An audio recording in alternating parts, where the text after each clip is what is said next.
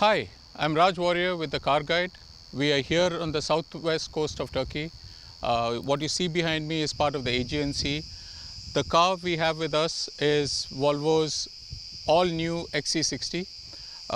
It's been a substantial change from the outgoing XC60 in that this car now shares the SPA platform of the XC90 and the S90 and the V90.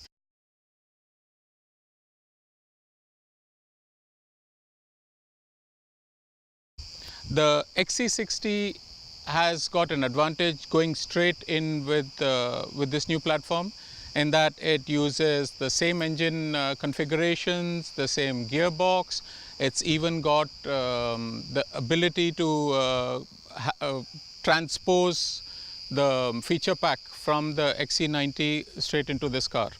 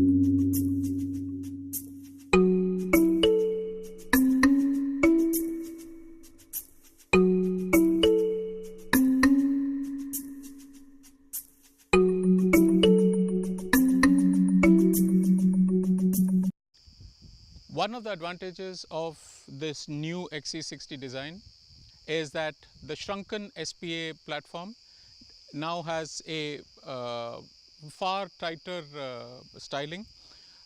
The Thor hammer headlights have been transposed again from the XC90, and the car has got a more rakish profile. It's compact, it's just a two-row car, but it's all to the advantage of the XC60. Coming over to the advantages of this architecture, Volvo now works with the SPA, which forces them to have a fixed distance between the front axle and the firewall here. That sort of defines the size and the characteristics of the engine which will sit in the car. But the rest of the platform is pretty flexible.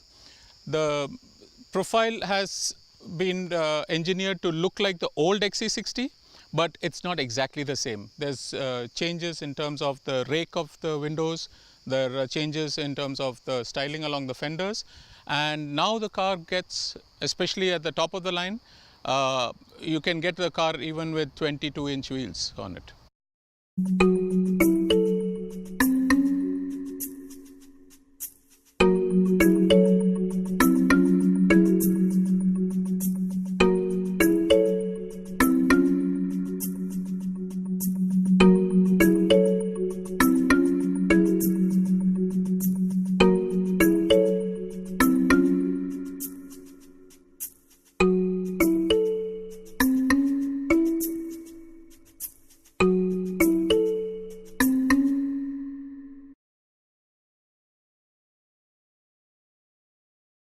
The interiors of the car have changed significantly in that they have picked up everything from the XC90 and put it in there. So if you have seen the XC90 or the S90, that's the car you're getting. It's got a sort of pilot drive, it's got lane watch, it's able to judge where the road is turning and keep you off the edges of the road, and it'll even brake for you, especially if there's a pedestrian or a moose or an elk running across the road.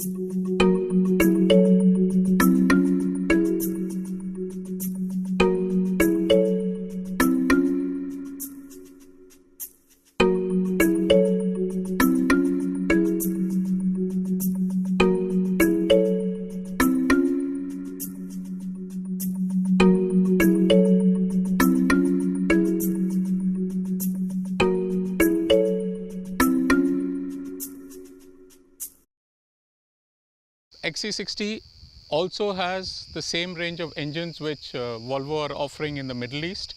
The car starts in the petrol engine with the T5, which is a turbocharged unit of the 2-liter engine. Then the T6 takes it into turbocharged and supercharged territory, and the T8 will come at a later date in this car, and that gets that electrified add-on where you get an electric boost also in the drivetrain. This car that we are standing with is the D4. So diesel's part of the European lineup, and you will see it in the Middle East as well.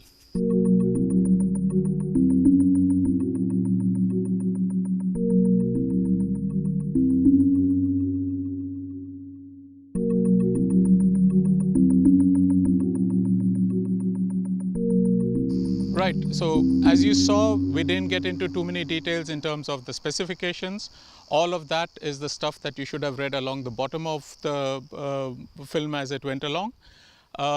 If you haven't, you can also catch it in our article on the website. But in the meantime, our experience with the XC60 has been of a car that lends all the benefits of the new generation of Volvos. It's extremely drivable. It's got a chassis which has been well engineered. It's got air suspension. It's got the ability to prejudge corners and prejudge the turns that you're getting into, so that you go in fully primed. And best of all, it's got this simplistic Scandinavian design and philosophy that makes it almost, I would call it the iPhone of SUVs currently.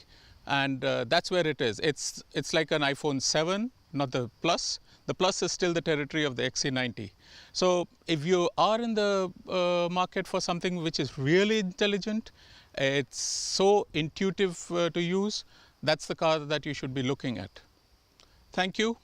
We'll catch up next time in some other review for the CarGuide. See you back in Oman.